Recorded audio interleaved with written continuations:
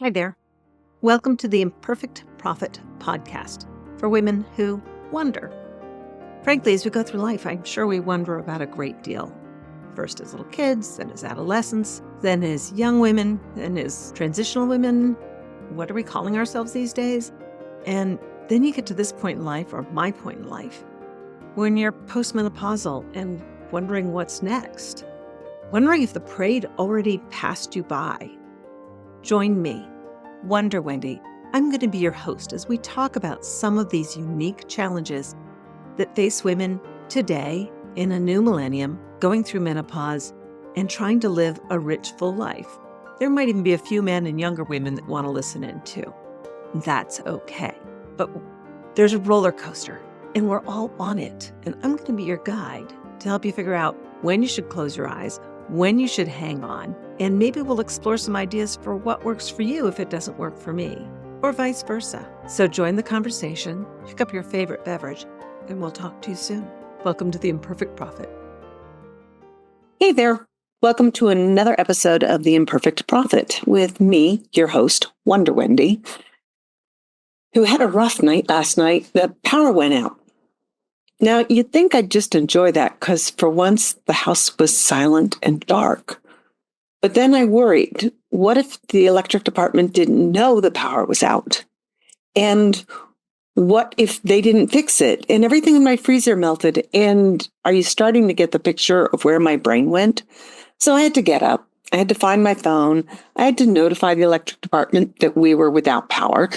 And about 20 minutes later, they sent me a text acknowledging that there was a power outage in our area, which apparently affected a few hundred people.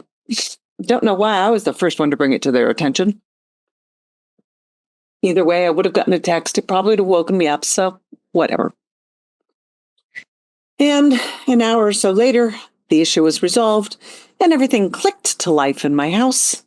And my phone texted me, so not a great night's sleep. Have you ever had those days, those nights, those mornings, those whatever? Way to start the day.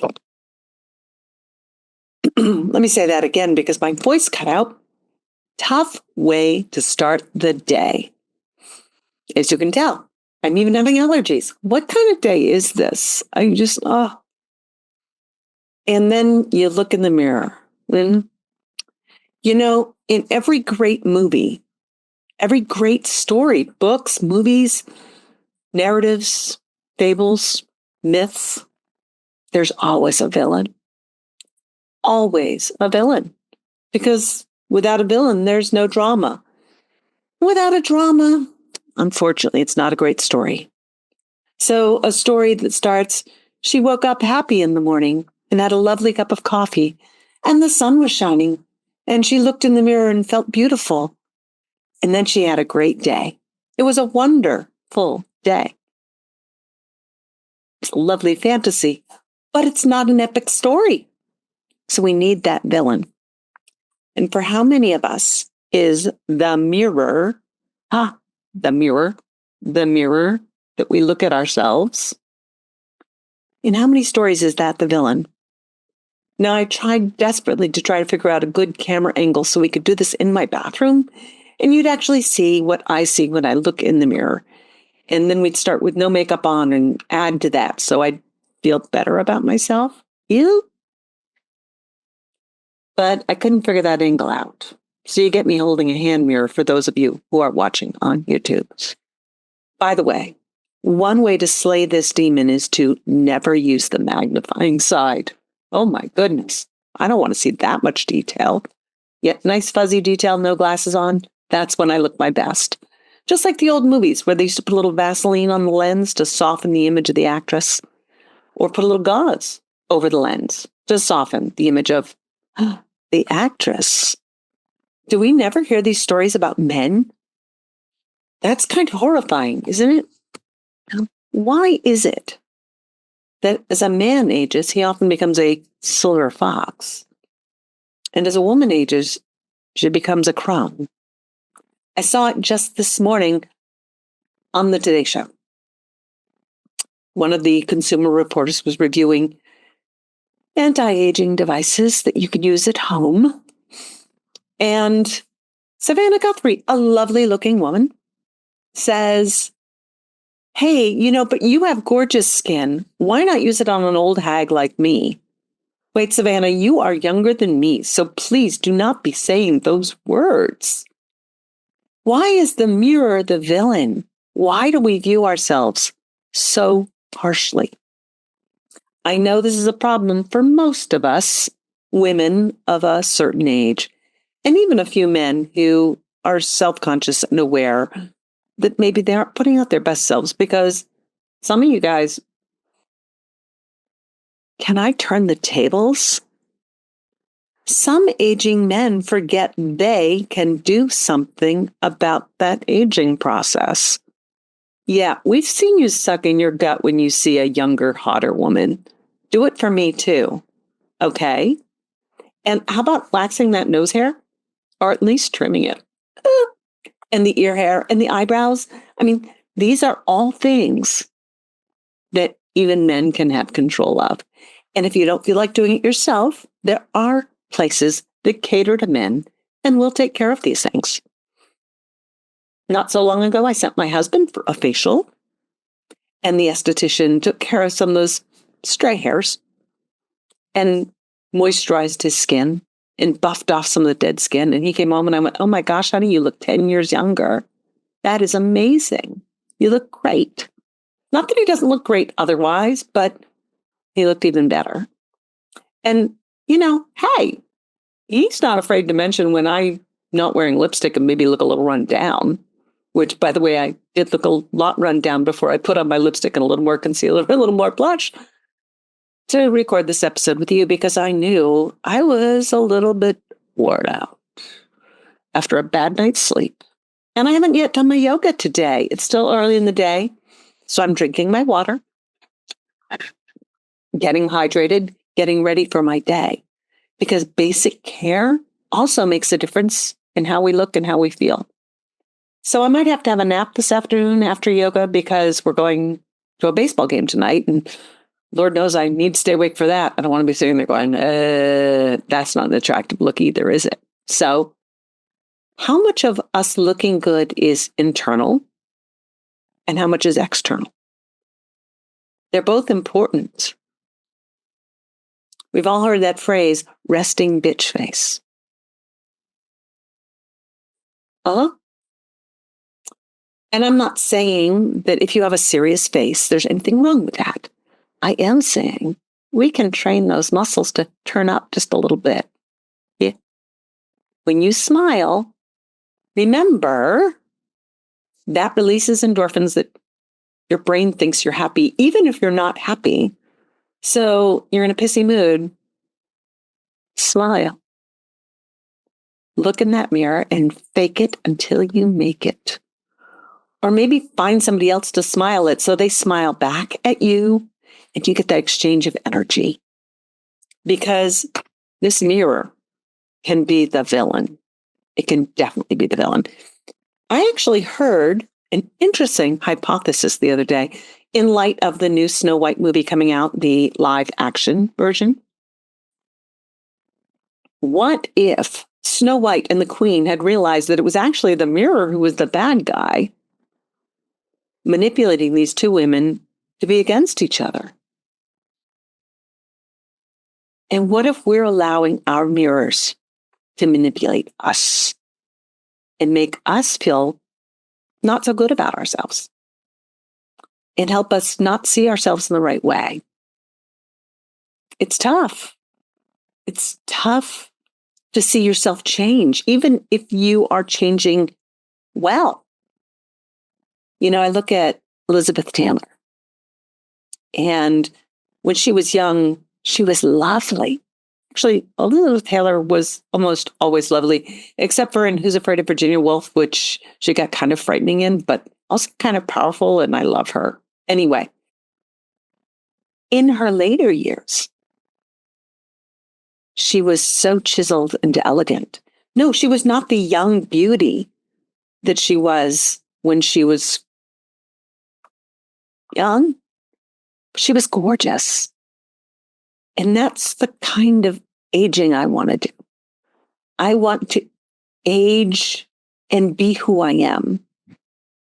How many of you have seen those women that maybe had too much work done? And you think, wow, you look great for 65. And you find out they're 50 because they've had so much work done. They look like a well-preserved 65-year-old, not a beautiful 50-year-old. It's a delicate, delicate, delicate balance to be your best self and feel good about yourself. Fortunately, I knew a lot of women who aged beautifully. And every so often I'll put my hair up. And for me, it's a hair up elegance. I'll do this thing. I'll do like a little French twist. Put my hair up. This is not a good example. And with a coral lipstick, and suddenly I see Maureen O'Hara. I love Maureen O'Hara. She is such a fashion icon. She had so much poise and so much grace and such a laser wit. Oh my goodness, that woman could cut you to the quick if you weren't paying attention. Goals. Yeah, that's kind of my goals. I want to be as respected for my wit as anything else, because who wants to be sweet and nice all the time?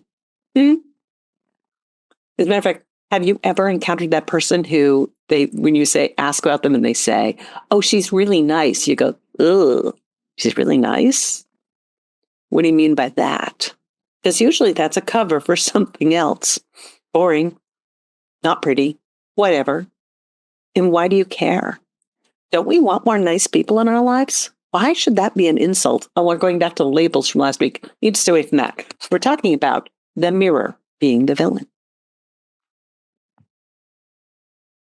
And it's easy for that to happen because you look in the mirror and you don't see the person or the woman you were 10, 20, 30, 40 years ago.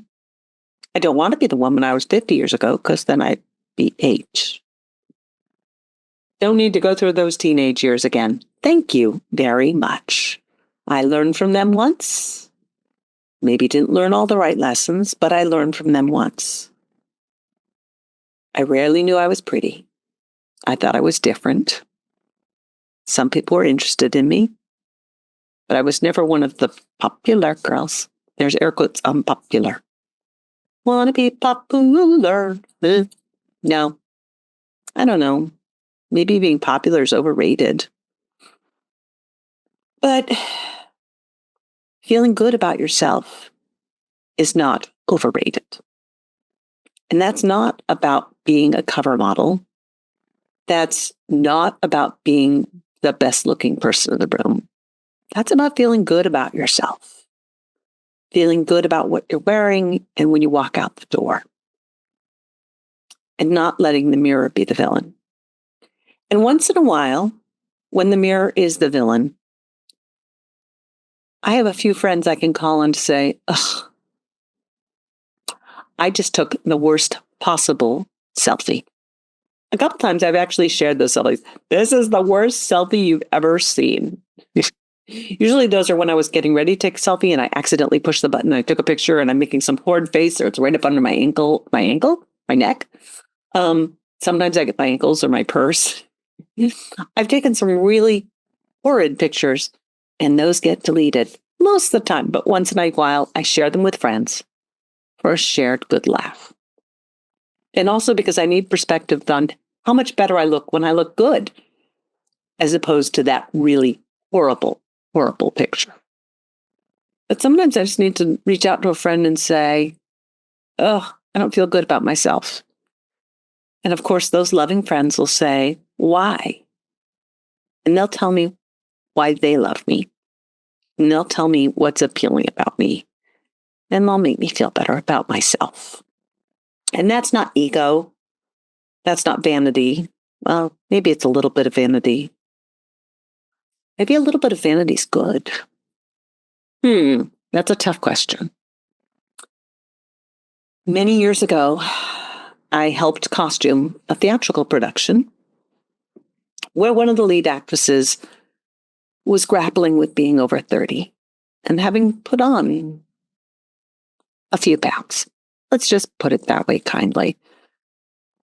And most of it was being carried right in her belly, like people asked her if she was pregnant, which I kind of felt bad for her because that's awkward when you're not pregnant and somebody asks you when you're due. She was a beautiful woman. I presume she still is. I haven't seen her in quite some time. But she was grappling with a lot of things. Anyway, I won't get into the details of that, but at one point, she wanted her costume to be made sexier. And that would have been all well and good, but she was playing a righteous Puritan woman in this particular show. So making her costume sexier was not in keeping with the show or her character.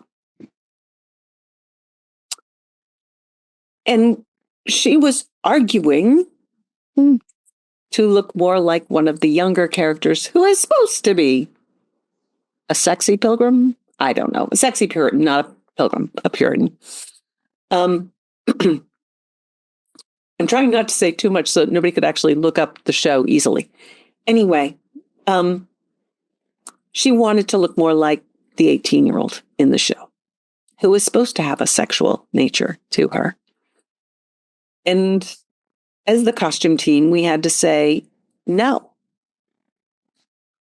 She cried, she railed, she pled to the director. And then she said these famous words. It's not my ego. I just have to look good. Still trying to figure that one out. It was her ego because she defined herself as a good-looking woman. Not as a smart woman, not as a great actress, but as a good-looking woman. And she feared that as she'd passed over 30, that was slipping away from her. Over 30. And we've heard these stories numerous times. Not so long ago, there was a former Miss America who committed suicide as she approached her 30th birthday. Because she feared it was already too late. She hadn't achieved her goals, and her youth was slipping away. I just realized my voice trailed off on that one, so I'm going to repeat that. She was approaching 30 and hadn't hit some of her goals and feared that her youth was slipping away. Now, I do remember approaching 30. Dear God, almost 30 years ago. And thinking, wow, I need to have that great portrait done of me. Will I look this good right now? And I went and had a photo session to capture that moment when I looked my best.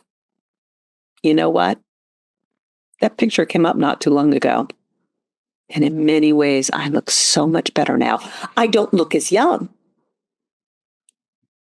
My face is not as full. My skin is not as smooth. But my eyes are still bright blue. And I'm in many ways more elegant now than I was. Say it with me now, people. 30 years ago. Sometimes the mirror is the villain. There are times when the lighting isn't good. I'm tired. And I see what I look like at my worst. But I probably also looked my worst sometimes when I was younger too. After you've been partying with your friends the next morning, when you roll out of bed and throw on sweats just to get to class and your hair is thrown in a ponytail or a baseball cap because you just need to get to class. Those are my college years, which that was more than 30 years ago, closer to 40 years ago. Yeah. But maybe I look better now, tired after a power outage and ready to go to yoga, than I did as a partying, hungover 20-year-old. Like I said, I know that portrait of me at 30. I look in some ways better now than I did then. And I'm proud that I'm taking care of myself. I like taking care of myself. I like feeling good in my skin. This morning, I did not feel good in my skin. And that's why I wanted to talk about this, that we all have those days. There are ups, there are downs, there are days you look great. There are other days somebody takes a picture of you and you see it and you're like, who let me out of the house looking like that? I thought I looked good. And they caught a bad camera angle. And yeah, maybe it looked like you ate the entire buffet last week. I don't know. Stop being so hard on yourself. Yes, take care of yourself. Yes, put your best foot forward. But you know what? I didn't do my hair for y'all this morning. It's just brushed. I threw on lipstick so I didn't look dead because I felt a little dead. And you know what? As soon as I put on the lipstick, I liked my smile a lot better. It drew attention to my teeth. It drew attention to my happiness. And my mood did lift. Which that's kind of a weird thing, isn't it? I don't know. Can't explain it. Don't have a rationale for it. And maybe you can do that with just a tinted lip gloss. Add a little bit of something so you don't look so washed out. It's okay. Not all of us are meant to be glamour puss. And sometimes there was a great woman I knew and one of my young formative role models. And she had become a Texas lady, which was funny because she was born in Vermont. But she became a Texas lady. And she taught me at a young age, sometimes you have to be a caterpillar during the day so you can come out as a butterfly at night. So don't be afraid of your caterpillar days. And maybe you have to put something over the mirror when you're having those caterpillar days so you don't look at that and hate yourself. Don't ever hate yourself. Give yourself a break. Cover the mirror. Go out and take a walk. Smile at people. Drink some water. Put a little misting spray on your skin just to make it feel a little bit more dewy. Whatever it takes. Go play a good game of tennis. Work up a sweat. Get flushed. You'll feel great. If tennis isn't your thing, take a run. Play pickleball. I do yoga. Do something that gets your blood pumping. Oh yeah, that's an option too, if it's an available option to you. Or we did have a discussion about finding a good sex toy not so long ago. You can take care of that yourself and give yourself a little bit of a rosy glow. There's so many ways to feel better about yourself. Yes, there are. So, you know what's funny? I was so depressed this morning. I was having a really bad morning. I know, I'm not talking like a person who had a really bad morning, am I? But I invited you into my life, picked up my beverage, we started talking,